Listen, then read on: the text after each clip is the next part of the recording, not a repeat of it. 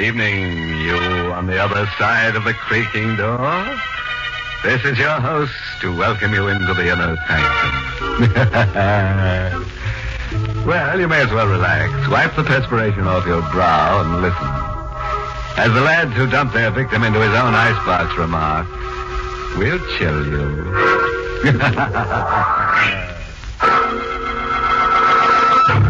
Tonight's Inner Sanctum Mystery, Death Rides a Riptide, was written by Lou Vittis and stars Arlene Blackburn in the role of Carol with Lawson Zerby as John. Tonight, we're featuring a jovial little item about a girl named Carol Vane. She married a man whose first wife had been drowned. After a little while, she discovered that she herself was in hot water over her head. It's the night that John Vane has brought his new bride home. Home to the cliff house above the ocean. Well, Carol? Cliff House is very beautiful, John. Yes, it is. A bit lonely, perhaps. I could never be lonely with you. Oh, darling. Let's go in. All right, dear. A bit musty. We'll get the place aired, though, first thing in the morning. How does it get this way after they've been shut up for a while? Of course they do. Oh, the place hasn't been open since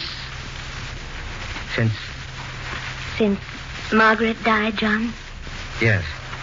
John, you mustn't be self-conscious about it. Well, it wasn't very tactful, my mentioning her. John, I love you. Tact doesn't belong. I'm sorry. Darling, the hour's late and your husband... What? John! It's all right. There's someone with a very bad sense of humor throwing stones. That wasn't supposed to be funny. John, you've got the stone. Yes. There's something wrapped around it. Paper. Let me see it. No. Please, John. Well, I don't imagine I could keep it from you indefinitely. Keep what from me? Here's the stone. Oh, the paper. It's a note addressed to me, John. It would be. It says, to the new Mrs. Vane. If you listen carefully, you can hear the waves beating against the cliff. The waves in which the first Mrs. Vane died. Did she fall? Or was she pushed? Listen. It isn't signed, John. No. You can hear the waves. Oh, I'm sorry. That's silly. But the note was so nasty. You're not to pay any attention to things like that note. You're not to pay any attention. I won't, John. I won't. Can we go to sleep now? Of course. It's true that Margaret was drowned, but it was an accident, wasn't it? Wasn't it, John?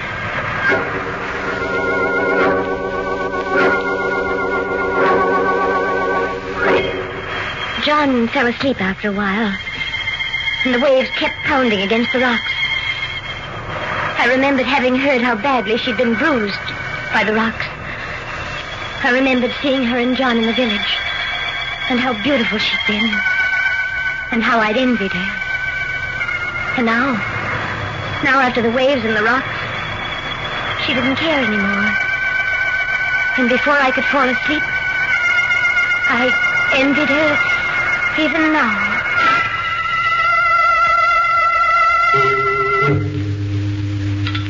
Well, that was a very fine dinner, darling. John, Yes? exactly how did Margaret die? Carol, there's no I point. want to know. She was drowned. She was a good swimmer. Even good swimmers get drowned. What happened, John? Oh, I think it'd be wiser if you'd forget about Mark. All right. There's a beach below Cliff House. It's there at low tide only. A beach and a ledge. Nice place to swim from, the ledge, at low tide. But when the tide comes in, beach and ledge are covered. The tide's strong then, and there are rocks around. Margaret got caught by high tide. That's all. You mean she stayed down below on the ledge longer than she should have? That's right. And that's all, John? What else should there be? I don't know. It's low tide now, isn't it? Yes? I'd like to look at that ledge. Why? Oh, because I'm silly. Because I'm a fool, but... John, I want to look at that ledge.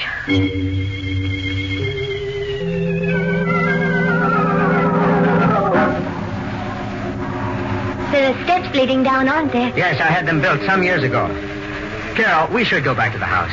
This business is idiotic, morbid. But we're at the ledge now. The tide's down. The ledge is broad and safe, isn't it? It is. At high tide, I suppose it would be covered. Yes. Cracks in the ledge.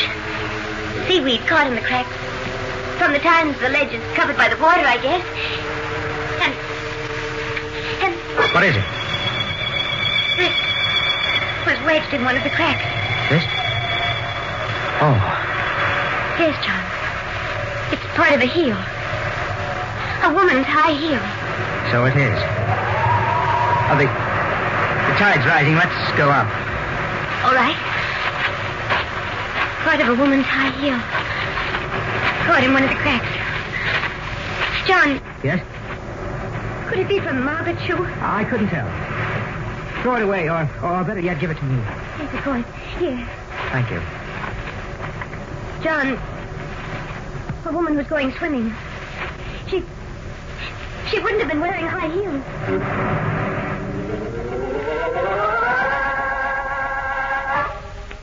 We didn't speak on the way back from the ledge. And once back at the house, John sounded stuffy or something, I suppose. He muttered at me and went out into the night. The night that had become so suddenly, of so intense a darkness. John? Oh, wait, I'm coming. Who is it? You startled me, my dear. Sitting there in the door, for a moment I thought you were my niece. Your niece? Yes. You're not, of course. My niece is dead. Who are you? Jeremy Mangan, my dear. Mangan? Mangan? Your predecessor, my dear, was named Margaret Mangan. Her father? Uncle. May I come in? For an elderly gentleman like myself, the night is cold. It's cold for me, too. Come in. Thank you. Where is dear John? He's out. Oh, it's too bad.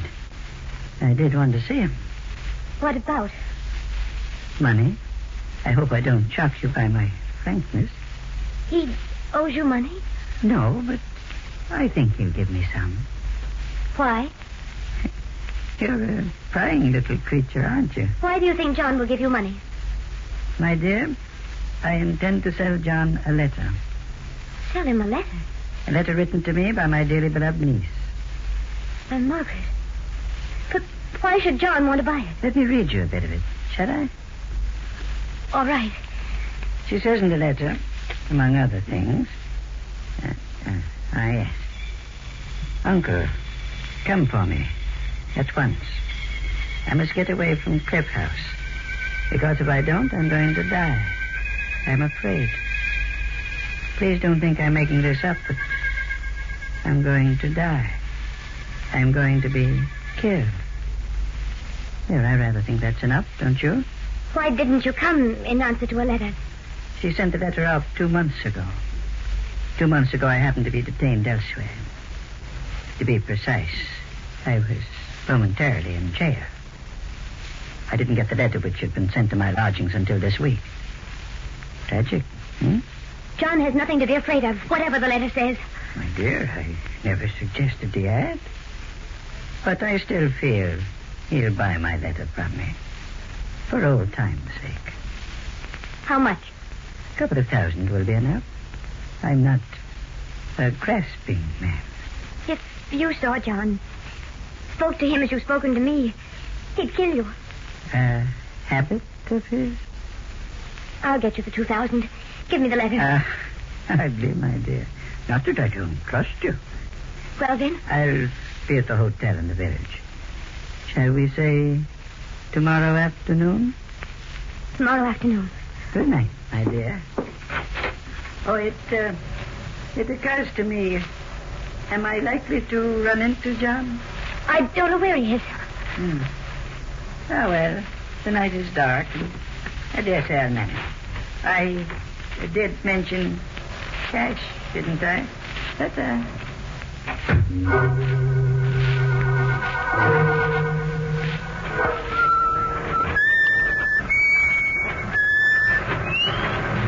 This my soul. You startled me. Standing there at the edge of the cliff. Hey, be careful. I'm on. You devil. I won't go over the cliff. No.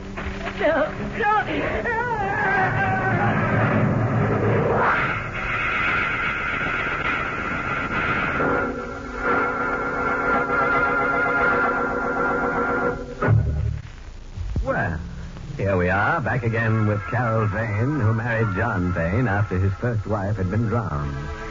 Officially, it was an accident, but a lot of people feel that John believed in the old saying, cast your dead upon the water. At any rate, late one night, the drowned woman's uncle, a man named Mangan, visited Carol. He had a letter from the first Mrs. Vane in which she wrote of her impending murder. Carol agreed to meet Mr. Mangan the next afternoon with some money. But long before then, somebody heaved Mr. Mangan over the edge of a cliff. Maybe for exercise? At any rate, it's the next morning at breakfast. Carol, Yes, John? you're upset about something. No, I'm not. Not really. John, when you went out last night, where did you go? For a walk. Why? Nothing. What's in the papers this morning? Oh, same old stuff. International crises. John? Look at something else. Mangan, Margaret's uncle, Carol. Yes? What about him? It seems he fell off a cliff last night. Oh, John. He was wandering about in the dark. Was it near here? Oddly enough, yes. And they found his body this morning. John, did you see him last night? No, I haven't seen him for months. Why do you suppose he came here? I have no idea. Where is he now? Probably at the morgue, what they call the morgue. Finney's drugstore in the village. I think we should go down there. Why? Well, you knew him. He was your wife's uncle. I never liked him. Still, it would look better. Carol, what are you thinking? How his death, his accidental death, fits. He was lying on a table in the back of Finney's drugstore. The fall hadn't marked him much. Nobody had gone through his things yet. So while Finney and John and I stared at the dead body, I gasped. Carol. I feel faint. Mr. Finney, could you get me something? Of course, Mom. Be back in a minute. Oh, John. Oh, I just remembered. Tell Mr. Finney not to get pneumonia. I can't take it. But, well, all right. Mr. Finney, could you please be sure to get something more? I love my husband. So I went over to where the dead body lay and put my hands in his pocket. And I found the letter. Carol, he fixed something. Here. Oh, thanks, John. You're white. Shaking. Oh, maybe this stuff will help. Feel any better? A little. If we can leave now. Of course. Carol, Yes? what did you take from Mangan's dead body? I told him nothing. I lied. Later that evening, he went upstairs. There was a fire burning in the fireplace, and I threw the letter in. Carol, what's that? What? In the fireplace, that paper. Oh, nothing. Just wait. I think I'll take a look at it before it John, burns. please don't. Carol, let go. No, John, I love you. I don't care. No, I want to get that paper. I don't want to hurt you. But I must get it. What? It's all burned, John. All but a tiny piece. A tiny piece of paper. The end of a letter. Signed Margaret. A letter from my wife. My dead wife. I didn't want you to see it. Why? Because in it she wrote silly things. What kind of silly thing? I don't remember, John. You got the letter from Mangan after he was dead. How did you know he had the letter, Carol? I didn't know. You got rid of Finney and me so you could get at Mangan. Carol, how did you know Mangan had a letter from Margaret? He told me. Then he was here before he fell. Yes, John. Did he tell you what was in the letter? No. Did you read the letter before you burned it? No. Then why did you burn it? Because I was jealous. I still am. Have everything to do with Margaret. You loved her before you loved me. You're telling me the truth, Carol? Why should I lie about it, John? Why?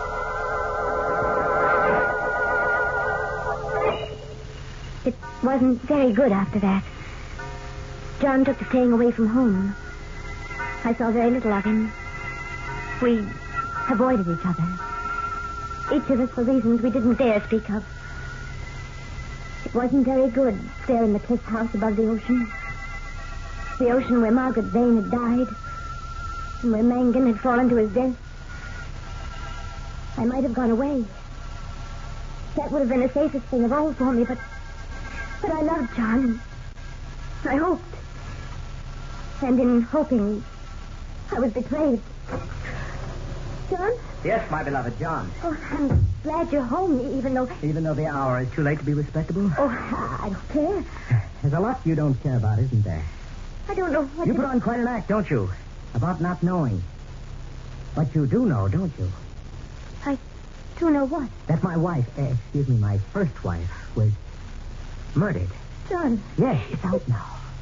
It's been said now. Margaret was murdered. They don't have to whisper about it in the village anymore. I'll shout it at Oh, them. listen to you. You think that'll make it right, huh? It won't, my love. Because you see, the fishing boat Evangeline is back. Fishing boat? It's been away for 3 months. The men on board didn't know about Margaret's death. They know now, and a couple of them remember something. What do they remember? Seeing Margaret on the ledge just before the tide turned. But The trouble is, they're prepared to swear that Margaret wasn't alone. John, that doesn't have to mean anything. Look at me, John. It doesn't mean anything. Carol, what was in that letter you burned? I didn't read it. John, you're hurting me. What was in that letter you burned? Oh, let me go. I'll tell you. Thank you. Margaret was afraid she was going to be murdered. Yes. I rather thought so. That was why Mangan had to die. John, I'm leaving. No, you're staying. Here with me. You're the only wife I have left now. You're insane. Am I? That's a thought. Hadn't occurred to me before. I'll think about it. I won't stay. Why not? I'm afraid. Are you? Get away from my desk. No, you keep a gun here. Yes, I have it now. You wouldn't shoot me. You love me. I do, John. But it's no good anymore. I'm going away. You're mistaken. Don't come any closer to me. You're not going away. You're never going away, Carol. John, if you take another step, I'll... You what, my precious? Oh. You did shoot after all. Somehow.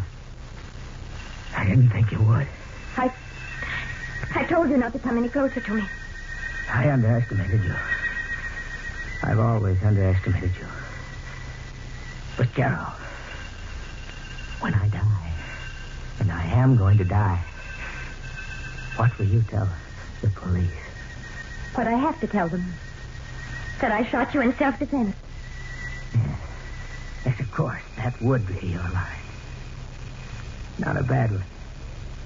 It might have worked. It's the truth. Of course it is. But, Carol, defending yourself against a murder charge isn't considered good motive for acquittal. What do you mean? I would have brought Mangan off because I was in love with you. Even though I knew. But Mangan was murdered anyway. By you. Very consistent story. But, Carol, you remember that shoe heel? Yes? High heel? Woman's shoe? You know where it is now? No. On the ledge, down below, in the crack where it was before.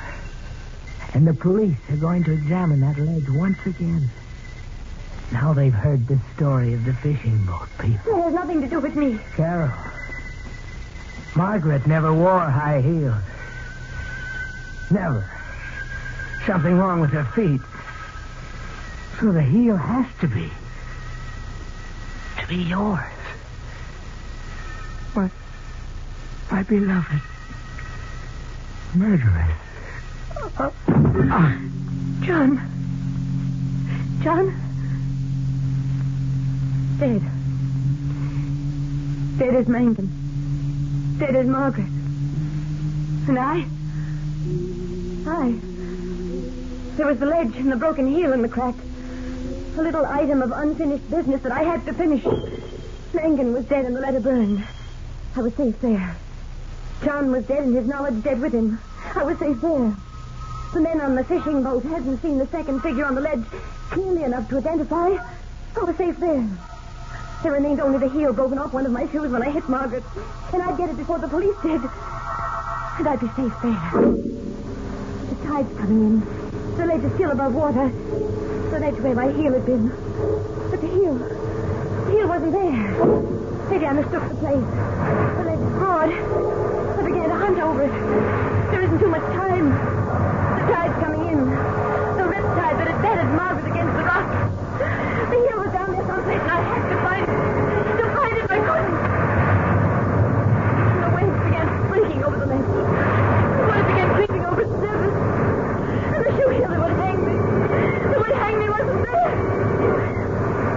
But now I realized. Son had lied. The heel wasn't on the ledge at all. I must run. Escape. Run. But the waves are higher now. The ledge is covered with water. I turned to run. I fell. I fell.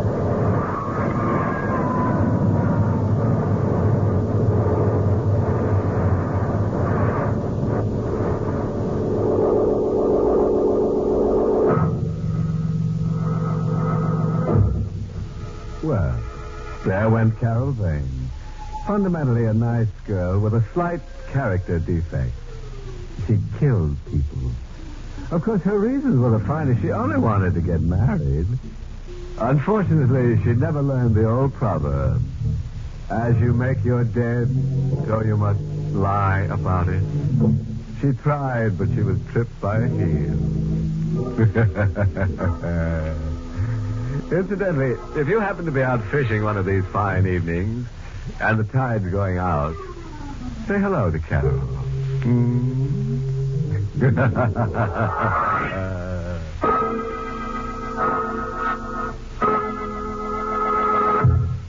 We invite you to join us again next week at this time for Inner Sanctum. This is the United States Armed Forces Radio Service, the voice of information and education.